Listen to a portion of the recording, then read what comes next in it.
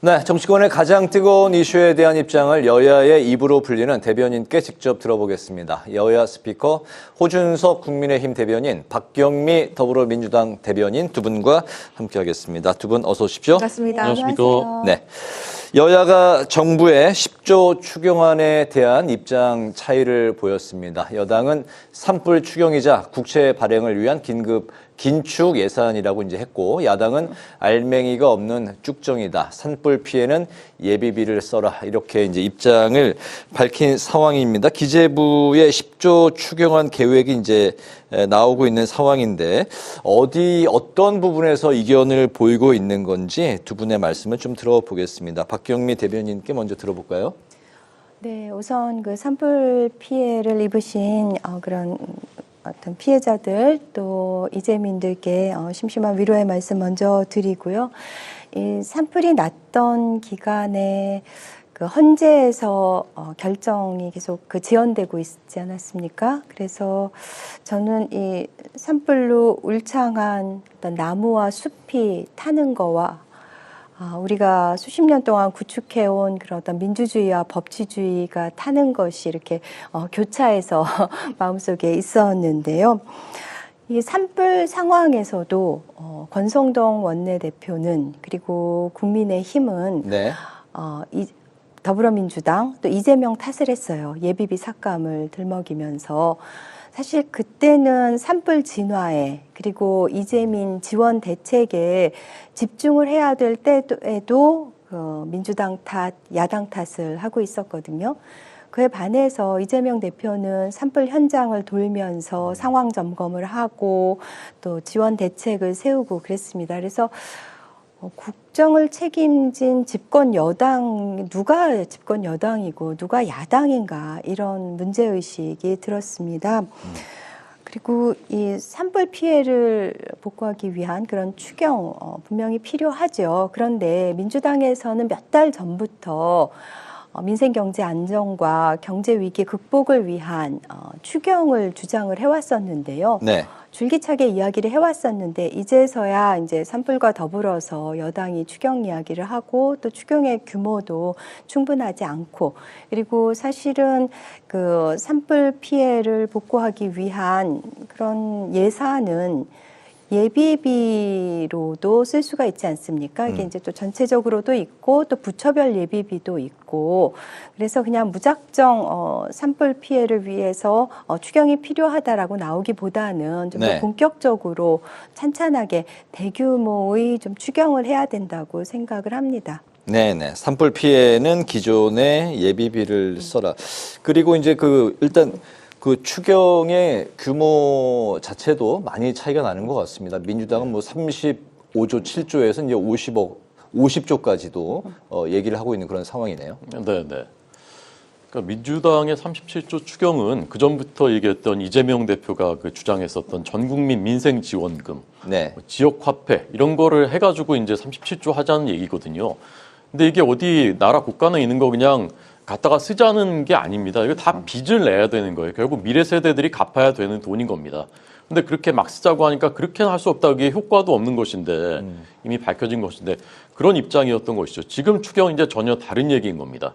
이 예비비라는 것은요. 그게 네. 뭐 어디 쌈짓돈으로 뭐 따로 꼽을 쳐놨다가 정부가 그냥 갖다 쓰는 게 아니에요. 이게 나라로 가정으로 치면은 정말 어떤 비상사태가 혹시 일어날까봐 비상금을 놔두는 것이거든요. 네. 근데 이제 민주당은 그거 우리 못 믿겠으니까 그 당신이 그 가장이 막 쓰는 거 아니야? 이러면서 절반을 그냥 깎아버린 거예요. 4.8조를 2.4조 원으로.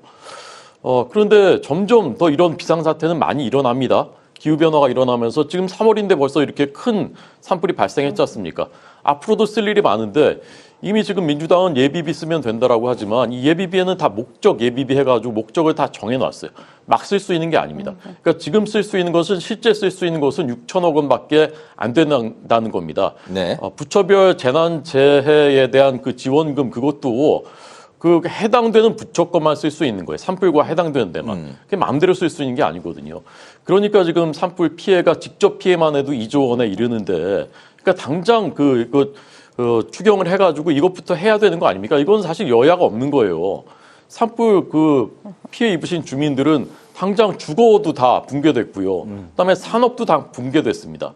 그러면 빨리 해줘야 되는 건데 이곳에까지 이견을 하고 이걸 가지고서 이번 기회에 30몇 조 원을 하자라고 하는 태도는 정말 저는 국가와 국민은 안중에도 없는 태도라고 생각합니다. 네네. 10조 원 규모로도 뭐 충분하다는 말씀이시죠? 산불 피해를 집중을 해야 되는 거죠, 지금은. 알겠습니다. 오늘 쓸 수 있는 예비비 규모에 대해서는 국민의힘과 민주당이 이야기하는 그 액수가 다르기 때문에 그거는 다시 또 따져봐야 될 일인 것 같고요. 그러니까 제로섬인 상태에서 어디에 그 예산을 쓸 것인가. 근데 참 국민의힘이 주도해서 대규모 부자 감세를 해줬기 때문에 이 세수 부족 사태에 우리가 시달리고 있는 거 아닙니까? 그 부분은 짚어봐야 될 것 같습니다. 대규모 부자 감세를 하지 못했죠. 대규모 부자 감세라면 법을 바꿔야 되거든요. 민주당이 법을 안 바꿔주는데 어떻게 대규모 부자 감세를 하겠습니까? 이 상황 속에서도 제가 이야기 꺼내고 싶지는 않지만 최상목 경제부총리는 그 미국 국채에 2억 원을 투자하지 않았습니까?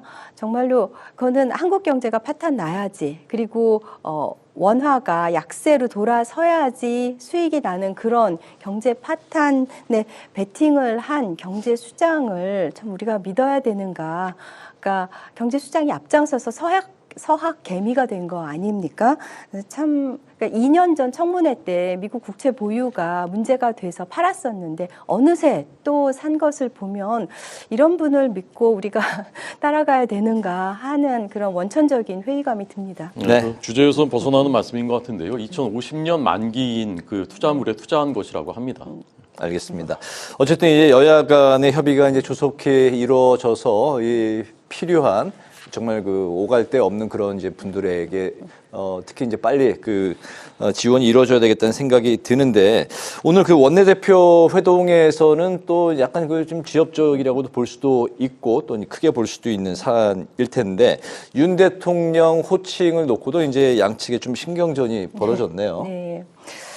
근데 그 직무 정지된 윤석열 대통령에 대해서 윤석열이라고 부른 것을 문제시 삼은 건데요. 사실 수사를 받고 있으니까 피의자 윤석열, 재판을 받고 있으니까 피고인 윤석열 이런 명칭도 가능한 것이고 무엇보다도 정말 그런 어느 날 갑자기 그 군경을 투입해서 국회와 선관위를 침탈한, 봉쇄한 그런 분에 대해서 그 대통령이라는 호칭은 좀 아까운 것 같습니다. 네. 그런데 보십시오. 지금 우리 박경미 대변인처럼 그래도 양식이 있는 분은 윤석열 이렇게 못하시지 않습니까? 윤석열 대통령이라고 부르시잖아요. 지금 아직 그 직무 정지돼 있지만 현재 국가 원수입니다. 이 탄핵됐지 안 됐지도 국민들의 판단도 6대4 정도로 갈려 있습니다. 재판받고 있다고 그 피고인 뭐 이렇게 부른다면 이재명 대표는 지금 12개 혐의를 재판받고 있는데 저희 당에서 피고인 이재명이라고 부르는 적이 없습니다. 기본적으로 그렇게 하지 못해요. 기본적인 저희는 이제 품격을 지켜야 된다고 생각하기 때문에 이제 그런 것입니다. 제가 기자 생활을 30년 가까이 했는데 방송할 때요. 사람 이름에 시자도 빼고 그냥 누구 땡땡땡 이렇게 부르는 그런 건 정말 흉악범. 제 기억에는 5번도 안 돼요. 근데 지금 1월부터 지난 1월부터 그냥 지속적으로 그냥 윤석열이에요. 아니면 윤석열 피고인 이렇게 부르는 겁니다. 알겠습니다. 여야가 이제 극하게 이제 대립하고 있는 상황에서 벌어진 일들인데 호칭 관련한 이야기는 이제 여기서 좀 정리를 할까 합니다. 네, 이만큼 각이 서 있다라는 걸 좀 느낄 수가 있는데 이런 여야 대결 속에 어느덧 3월에 오늘 마지막 날이 됐고 헌재 선고는 4월로 넘어가게 됐습니다. 여야 모두 이제 신속 선고를 촉구하고 나섰는데 각각 그 셈법이 좀 다른 것 같습니다. 특히 국민의힘 측에서는 천천히 해서 이제는 좀 빨리로 선회를 했는데 헌재 선고가 각각 여야가 생각하는 그 마지노선 좀 들어보도록 하겠습니다. 우리 호준석 대변인부터 생각을 좀 들어볼까요? 그러니까 천천히 해서 빨리로 선회했다는 것은 정확한 표현은 아닌 것 같고 저희는 헌재를 압박해서는 안 된다. 헌재한테 맡겨야 된다. 헌재가 평이 충분히 하고 평결할 수 있도록 해야 된다라는 입장이었는데 원래 서두르지 마라 이 정도였죠. 네. 서두르지 마라가 아니라고는 이제 헌재에서 알아서 하실 그런 네, 것이다. 네, 네. 거기에 대해서 정당들이 자꾸 입장을 표명하는 것 자체가 압박이다, 협박이다. 근데 그런 것이었는데 최근 이제 국민들께서는 이게 끝났구나 이제 평의가 사실상 끝났구나 그리고 입장도 정해진 것 같다. 그런데 평결은 안 하고 있다. 선고는 그래서 일부러 늦추고 있다. 이제 그렇게 생각하시는 국민들이 많아진 겁니다. 그러니까 그 부분에 대한 것을 말씀드리는 것이죠. 네. 끝났다면은 이제는 선고를 해야 된다. 국민들 다 기다리고 계시니까. 근데 이제 저희가 보기에는 6명의 인용 의견이 안 찬 것으로 보이고, 그러니까 차마 기각 선고를 할 수가 없으니까 몇몇 재판관들이 네. 그러니까 계속 미루고 있는 것이다라고 이제 보여지거든요. 우리 많은 국민들이 그렇게 이제 생각을 하고 계시는 것이죠. 근데 그러면 안 되는 거죠. 국민들이 다 기다리고 계시고 충분히 평의를 했다면 평결하고 그다음에 이제 선고를 해야 되는 것이지, 본인들이 원래 원하던 그 결론이 이르지 않았다고 해서 우리 못하겠다, 계속 좀 기다려봐라, 이렇게 하는 것은 그건 옳지 않은 거 아닙니까? 네. 네. 네, 이 헌법재판소는 87 민주항쟁의 성과잖아요. 그러니까 정말 이제 목숨 걸고 쟁취한 민주주의의 최후 보루인데, 그런 헌법재판소가 이렇게 중요한 결정을 지연하고 있는 것에 대해서 정말 유감이고요. 지금 이제 뭐 5대3 데드락 얘기도 많이 나오는데, 그 뭐 어느 누구도 지금 알 수 없는 상황이지만, 헌법재판관이 법조인으로서 기각 결정문을 쓸 수 있을까? 참 그렇게 된다면 이 계엄이 통치행위로서 인정을 받고 계엄 면허권을 주는 것이고, 그리고 계엄이 일상화된 그런 국가가 되는 거잖아요. 그러니까 전 세계가 지켜본 그 상황에 대해서 대한민국 헌법재판소가 기각을 했다, 파면을 시키지 않았다, 그러면은 그 어느 국가도 대한민국을 정당한 그런 국가로서 인정하지 않을 것입니다. 그런 모든 것들을 생각을 하면은 정말 법조인으로서 헌법재판관이 도저히 기각 결정문은 쓸 수 없을 것 같거든요. 그러니까 사실 올해가 을사년이잖아요. 2025년. 그래서 이제 을사오적, 을사삼적 이런 얘기가 나오는 건데요. 정말 역사의 길이 남을 그런 기록에 기각 결정문을 쓴 사람으로 박제가 되는 것을 어느 헌법재판관도 아마 하기는 어려울 것 같고요. 그래서 이제 국민의힘에서는 계속 각하 얘기가 나오는 건데, 이제 내란죄를 내란 행위로 바꾸었다라는 절차적인 문제를 삼고 있는 거죠. 그런데 11차 변론을 거치면서 그 내란 행위에 대해서 지금까지 변론을 했잖아요. 네. 그런데 그게 절차적으로 잘못됐었다라고 자기 부정을 해야 되는 그런 자가당착의 상황에 빠지는 거니까 각하도 있을 수 없는 결정이거든요. 그래서 정말 이 자명한 사실에 대해서 이렇게 결정을 못하고 있는 헌법재판소에 대해서 정말 온 국민들이 정말 그 공분이 쌓이고 있고 정말 임계점을 지나서고 있는 것 같습니다. 저희가 3월 14일까지는 날 거라고 생각했다가 이제 네. 21일, 28일, 이제 이번 주 4월 4일을 바라보고 아마 4월 11일 정도는 정말로 최후의 마지노선이 될 텐데요. 빨리 현명한 결정을 내려주시길 바랍니다. 역시 마지노선이 한 4월 11일쯤이라고 예상을 하시는 걸까요? 4일이나 11일에는 돼야 되겠죠. 그래서 18일을 넘겨서는 안 되는 것이고, 뭐 11일에 뭐 해도 괜찮지만 국민들이 다 기다리시니까 4일날 하는 게 좋지 않을까, 개인적으로는 그렇게 생각합니다. 네. 자, 그런데 일각에선요, 문영배 이미선 재판관 퇴임일이 4월 18일 이후에 대한 예상도 지금 나오고 있습니다. 만약에 그렇게 된다면 헌법재판관의 임기 연장이나 대통령 권한대행의 헌법재판관 임명 등에 대해서 또 이야기가 또 나올 수가 있죠. 이 예측을 좀 들어보도록 하겠습니다. 일단 헌법재판관 임명은 지금 대통령 모시기 때문에 권한대행이 임명을 하게 되는데, 두 분의 생각 좀 들어보도록 하겠습니다.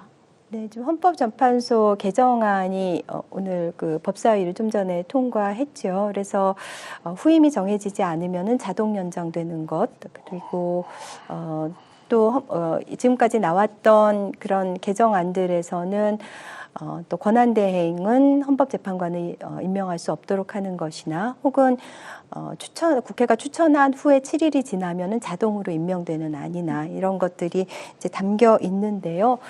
일각에서는 이전에 그것이 위헌 판결이 아니라 위헌이라는 그런 평가를 받았다는 이야기도 나오는데, 2012년하고 2017년에 네. 그렇지만 또 상황이 바뀌었고 또 시간도 흘렀기 때문에 여러 가지 점들을 고려해 봐야 될 것 같습니다. 그렇군요. 네. 네.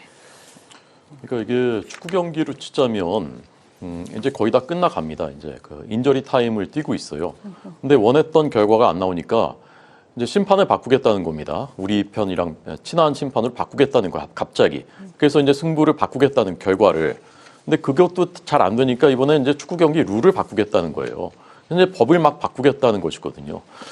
근데 이게 첫째 위헌이고요. 왜냐하면 헌법에 임기 6년이라고 규정이 돼 있습니다. 그리고 대통령이 임명한다라고 돼 있고요. 헌법재판관이. 근데 이런 식으로 그때그때 필요할 거 다 바꾼다면 대법관도 똑같은 거 아닙니까? 대법관도 여야 의견이 다를 때는 이렇게 임명이 안 되고 있을 때는 대법관 임기도 연장할 수 있다는 거 아니겠습니까? 이게 안 되는 거고요. 그리고 이제 실효성도 없는 거죠. 지금 이렇게 법 바꿔가지고 뭐 한다. 4월 18일이면 이제 2명이 또 이제 퇴임하지 않습니까? 안 되는 것이지만 지금 본인들이 워낙 초조하고 급하니까 억지로 막 무리수를 두고 계신 거라고 생각하고요. 기본적으로는 이게 국민들께서 설령 비상계엄이 위헌과 위법의 소지가 있다고 하더라도 왜 비상계엄에 이르게 됐는가, 그 다음에 그것이 어떻게 작동했는가, 그 뒤에 우리나라에는 어떤 영향을 미칠 것인가에 대해서 종합적으로 판단을 하시고, 그래서 국민들이 대략 뭐 60에서 40 정도의 의견이 갈리고 있습니다. 이게 헌법재판소에도 똑같이 그것이 이제 반영이 되는 것이에요. 근데 그것이 우리 뜻대로 안 된다고 해가지고 그건 우리 못 받아들인다라는 그런 도그마에 사로잡혀 있기 때문에 계속 이런 무리수를 두고 있는 것이라고 생각합니다. 알겠습니다. 헌법재판소법 개정안이 2012년부터 나왔다는 것은 네. 이번 상황과 무관하게 거기에 대한 문제의식이 오래전부터 있었다는 또 방증이기도 합니다. 알겠습니다. 같은 이야기 그 연결선상의 이제 그 질문인데 민주당이 마은혁 재판관 임명 데드라인을 이제 정한 게 내일입니다.